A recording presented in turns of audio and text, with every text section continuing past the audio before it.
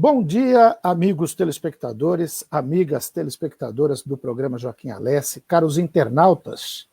Eu estou estreando uma live aqui pelo Facebook, não tinha feito pelo Face ainda não, já fiz pelo Instagram, às vezes dá certo, às vezes não dá. Mas olha, a igreja pode viver sem muitas coisas, mas nunca sem o amor. Essa é a frase que eu recebi ontem do material de divulgação da Diocese de Santo André, frase do nosso bispo diocesano, responsável por todas as 7 cidades aqui do ABCD, Santo André, São Bernardo, São Caetano, Diadema, Mauá, Ribeirão Pires, Rio Grande da Serra, Dom Pedro Carlos Cipollini. E quando eu recebi essa frase, antes de ler o resto do material, eu falei, eu preciso conversar com o Dom Pedro, porque sempre, toda hora, todo momento, ele tem uma mensagem necessária e importante para trazer para todos nós e para acalentar nossos corações nesses momentos difíceis. E eu tenho a honra de estar ao vivo com o Dom Pedro nesse momento. Dom Pedro, muito bom dia e muito obrigado por conceder essa entrevista. Bom dia, Joaquim Alessi. É uma satisfação poder conversar contigo, que é um dos interlocutores dos bispos de Santo André, desde Dom Jorge. Opa, obrigado. Então, que Deus abençoe seu trabalho. Estamos aí, né, nesse tempo de pandemia. Amém. Dom Pedro, na semana passada, acho que foi na quarta-feira, o senhor assinou uma decisão que eu julguei das mais importantes nesse tempo de um debate, para mim, sem pé nem cabeça, nós já falamos sobre isso, de uma disputa entre medicina e tecnologia e ciência, e política e ciência, e política e religião. E o senhor adotou uma postura de que a Igreja Católica no ABC segue, em que pese toda a dor que isso nos traz, sem a celebração presencial até 31 de maio, né, em função da pandemia, em função do decreto do governo do estadual. E o que me chamou a atenção naquele documento é no momento em que o senhor escrevia em respeito à vida, que é o bem maior que nós temos. Fale um pouquinho dessa decisão, e eu sei que não é fácil para todos os padres, para todos os fiéis esse momento, mas eu queria que o senhor comentasse essa decisão. Sim, em primeiro lugar, essa decisão não é só minha, é tomada em conjunto com os padres. Eu não tomo uma decisão dessa envergadura sem consultar os padres. Por isso, é uma decisão segura, madura. Em segundo lugar, nós optamos por observar até o dia 31, em atenção à vida das pessoas. Nós estamos numa situação crítica, não podemos brincar, e nas igrejas, facilmente, teríamos muitas aglomerações. Nós estamos nos preparando através de elaboração de uma série de normas, seguindo as autoridades no campo da saúde e todas aquelas normas que nós já bem conhecemos, para que quando a igreja reabrir para as celebrações, nós tenhamos condições de celebrar com segurança. E, em terceiro lugar, eu pontuo que a igreja, ela opta pela vida, porque a igreja é a igreja do amor. O objetivo principal da igreja é cumprir o mandamento de Jesus. Amai-vos uns aos outros como eu vos amei. Por isso é que eu digo nesse comunicado, nessa nota, a igreja pode viver sem tudo, menos sem o amor.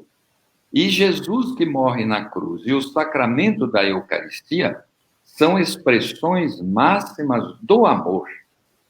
E uma igreja que vive do amor de Cristo, ela sobrevive em qualquer situação. Dou o exemplo aqui da igreja do Japão, que durante 250 anos foi perseguida ferozmente, todos os missionários foram expulsos ou mortos. Durante 250 anos não teve Eucaristia, não teve missa, não teve nenhuma manifestação pública religiosa, mas quando cessou a perseguição, a igreja estava lá viva, porque preservou o cerne do evangelho, que foi o mandamento do amor. E assim, ela estava apta a recomeçar com muito mais fervor e com muito mais força. Então, é a partir desses pensamentos que nós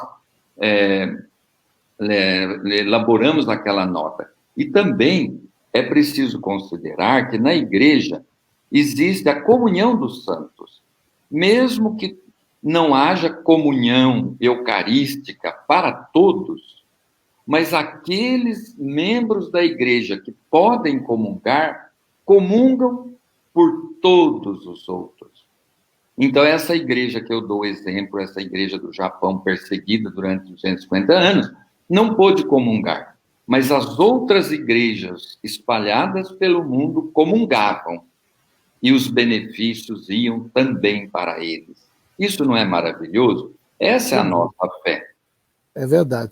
Ó, eu quero agradecer aqui a participação, estão nos assistindo aqui várias pessoas, o José Ernesto Carvalho, que é um fiel assíduo lá da igreja de São Judas Tadeu, no bairro Campestre, o doutor Tarso Taricano, de São Caetano do Sul, o Fábio Salles, que é da sua assessoria, esse tem que seguir por obrigação de trabalho, né?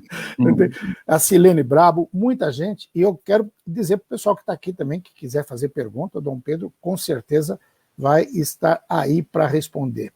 Agora, no entanto, em que pese esse isolamento todo, as pastorais, a igreja como um todo não deixa de trabalhar nesse período, e trabalhando muito, até mais do que antes, porque tem muita gente para atender, a gente sabe de muitas famílias necessitadas, gente que está sem emprego, gente que não está podendo fazer aqueles bicos tradicionais que garantem o arroz e feijão do dia a dia. Fala um pouquinho dessa ação que eu tenho acompanhado, tenho recebido aqui, maravilhosa, de todas as pastorais e do empenho dos cristãos. Então, nós como igreja estamos evangelizando, não estamos parados, de uma forma diferente, sem muita visibilidade, como antes, através da presença, da reunião, mas são muitas as atividades que são realizadas, primeiro pelos padres, nas celebrações online da Santa Missa, pregações, gravações de mensagens. Eu acho que há um vasto e belo trabalho de evangelização pelos meios de comunicação social. Basta olhar o site da Diocese de Santo André, www.diocesesa.org.br. Ali tem muita coisa que retrata um pouco da atividade da igreja nesse tempo. Mas uma atividade que merece destaque é a atividade do Vicariato Episcopal para a Caridade Social. Tem um padre, e foi escolhido pelo clero, por mim, para coordenar esse grande trabalho de assistir os pobres em nome da igreja. É o padre Ryan, que é pároco da paróquia São Maximiliano Kolbe, para lá da Balsa. E ele assumiu essa atividade, está desenvolvendo um planejamento muito bem elaborado, com a ajuda de milhares de pessoas, principalmente dos Anjos da Caridade, pessoas que se dispuseram a fazer parte desse vicariato da caridade, que se inscrevem no vicariato e estão dispostos a ajudar nas várias frentes de trabalho deste vicariato, que representa o braço da caridade da igreja, coordenado nesta época. E as paróquias estão desenvolvendo muitas atividades. Correto. Eu tenho acompanhado, mas é sempre bom a gente divulgar para todos os fiéis, aqueles que ainda não estão sabendo. Desde março, o senhor vem celebrando missas todas as quartas e domingos, né, pelo Facebook da Diocese. Fala um pouquinho dessas celebrações para o pessoal que não está podendo ir à igreja nesse momento, poder ter o seu encontro com Deus toda quarta e domingo? Essas celebrações são as celebrações que eu faço para toda a diocese, né? São oficiais, transmitidas a toda a diocese, no domingo, né? É o domingo, e na quarta, porque toda quarta eu celebro na catedral ao meio-dia, então nós estamos mantendo esse horário. Eu celebro a Santa Missa, prego a palavra de Deus, que é a atividade principal do bispo, anunciar o evangelho, e também no fim eu dou alguns avisos, algumas exortações. De forma que é o modo do bispo que está em quarentena, aqui na residência episcopal. Graças a Deus tem uma capela, toda a residência do bispo tem uma capela, e desta capela eu posso transmitir a celebração, e as pessoas que desejarem podem participar. São muitas pessoas que participam, quem não vê na hora, depois assiste no outro momento. Temos tido um número grande e significativo de pessoas que participam. Então, essa celebração, feita pelo bispo, de uma forma oficial, ela representa a diocese que reza, junto com o bispo, dentro das possibilidades que nos são permitidas. E isso mantém a chama viva, né, da nossa fé, da nossa esperança, da nossa união, na certeza de que Deus vai abreviar esse tempo de provação. É o que nós pedimos em todas as celebrações, rezando pelos profissionais da saúde, que são, de certa forma, pessoas heróicas neste momento, rezando pelos falecidos, pelas famílias enlutadas, e pedindo a Deus luzes para aqueles que governam, para que entrem na dinâmica do Evangelho de Cristo, que é justiça, paz, amor, união, fraternidade, para coordenar todo esse trabalho. Gente generosa, capacitada, existe. Não podemos deixar que a ambição, a ganância, atrapalhe o socorro às vítimas. Nós não teremos futuro na economia se as pessoas que devem tocar a economia estão doentes, ou aquelas que vão receber o futuro. Deu uma pequena travada, mas agora voltando. Por isso, sim. Então é necessário priorizar sempre a vida, porque é a vida que toca o tudo. É verdade. Sim. Deu uma pequena travadinha, mas deu para entender. Quando o senhor falou rezando pelos nossos governantes, as pessoas que tocam a economia, eu me lembro da sua chegada aqui ao ABC, que o senhor fez questão de fazer uma verdadeira peregrinação por todos os municípios, conhecer as pessoas, conhecer os prefeitos, conhecer os líderes. Nesse momento, mesmo de forma virtual, o senhor tem mantido contato com essas autoridades, com os prefeitos, com os líderes empresariais, até para levar uma luz, porque a gente vê muito líder empresarial aí desesperado. Ontem mesmo eu conversava com um empresário de Santo André, e ele me dizendo: Joaquim, eu não aguento mais, eu tenho 240 funcionários, eu não demiti ninguém até o momento, estou pagando o salário, mas não vai ter condição, enquanto não reabre o comércio. A gente até entende esse lado desesperado, mas também não vai adiantar abrir o comércio se a gente tiver com a população doente, porque ninguém vai ter como comprar e não vai ter nem dinheiro para comprar. A nossa vida muda muito. O senhor tem conversado com esses líderes? Olha, com alguns, não tenho assim tido oportunidade, né, de conversar de uma forma constante, permanente. Eu ofereço, através dos meios de comunicação da diocese, mensagens, subsídios, essas missas, o que eu falo, de uma certa forma, é endereçado a todos. Quer dizer, eu acho que aqueles que querem ouvir uma palavra do bispo sabem onde encontrar. O Papa João Paulo, João 23, ele dizia: o bispo é igual à fonte da água na aldeia. Quem quer beber sabe onde ela está. Então, a fonte está lá. Sim. Quem quer beber está lá.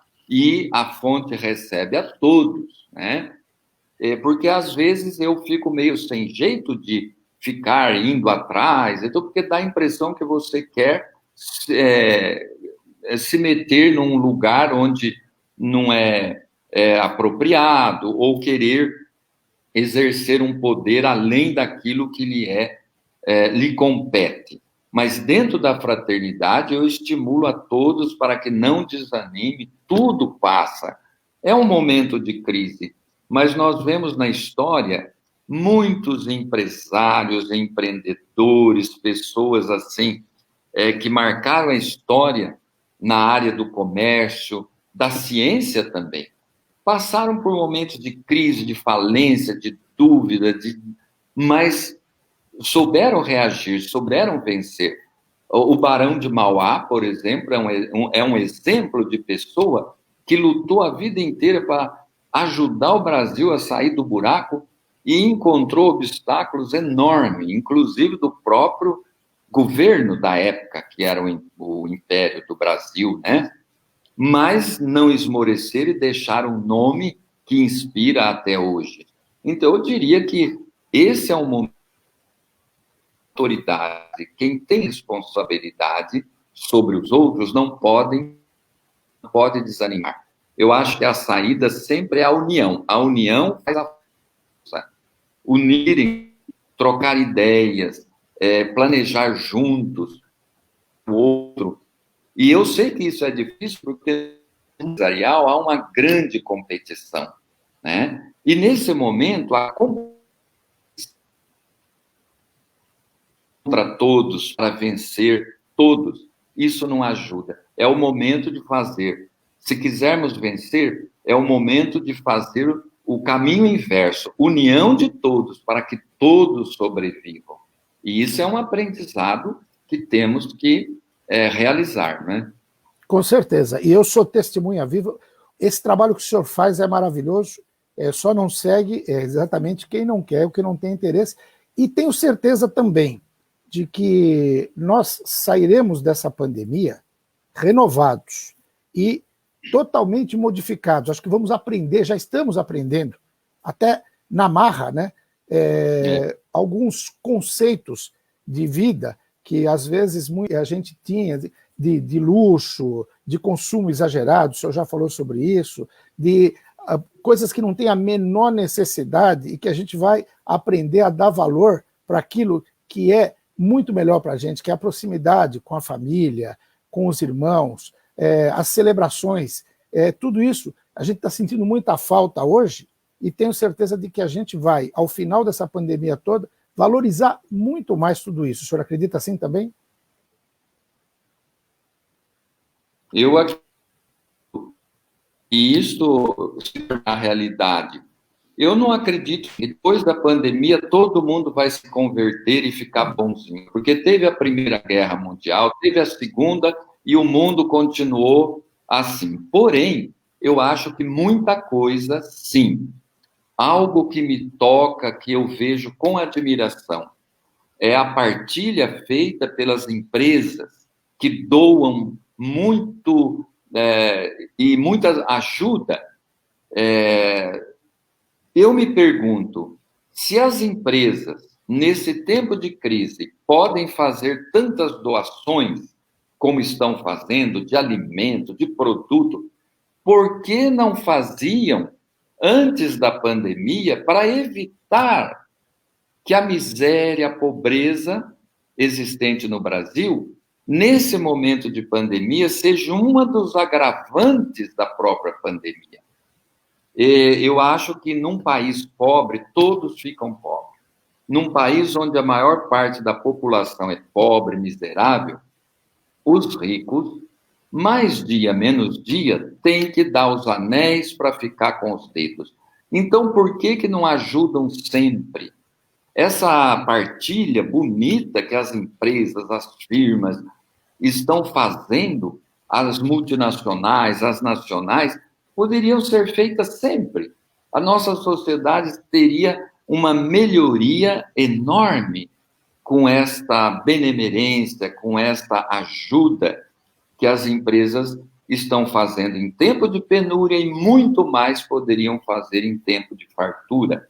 Quem sabe, na pós-pandemia, isto se torne uma prática constante. Ajudar a dar ao menos as migalhas. Deus queira. Mais uma lição sua, Dom Pedro, e com essa lição acho que a gente encerra essa live. Se o senhor tiver algo a acrescentar, se não, eu só pediria uma bênção final para os nossos amigos que estão nos acompanhando e para mim também. Para que aquela parábola de Jesus do rico Epulão e o pobre Lázaro. O Epulão que dava banquete todo dia e o Lázaro que estava à porta da sua casa, cheio de feridas, e o Epulão não dava comida para ele, nem ligava para ele. Mas o cachorrinho lambia as feridas dele, entrava na casa, comia as migalhas. Quer dizer, o cachorrinho ainda comia as migalhas, o Lázaro nada. Mas depois os dois morreram e Deus acolheu o Lázaro e o Epulão ficou com inveja dele. Então, eu acho que Deus está vendo todas as nossas atitudes e Ele vai dar a cada um segundo as suas obras. Está lá no livro do Apocalipse. Ele é bom, Ele é misericordioso, mas Ele também é justo. Então, é preciso que pensemos nisto e, com muito amor no coração, aprendamos um caminho novo que Deus está mostrando, que é o caminho da fraternidade e da solidariedade. E para que isso se torne uma realidade na nossa diocese, no mundo inteiro, quero abençoar a todos com a bênção que vem de Deus, a bênção da esperança, coragem, fé e coragem. Não podemos desanimar. Abençoe-vos o Deus Todo-Poderoso, Pai, Filho e Espírito Santo. E abençoe o seu trabalho, Joaquim Alessi, e que você tenha muita saúde, se cuide, fique em casa para não pegar a Covid. Amém. Para o senhor também tudo de bom. Muito obrigado pela entrevista. Amém. Dom Pedro Carlos Cipollini, bispo diocesano de Santo André, responsável por todo o ABC, conversou com vocês.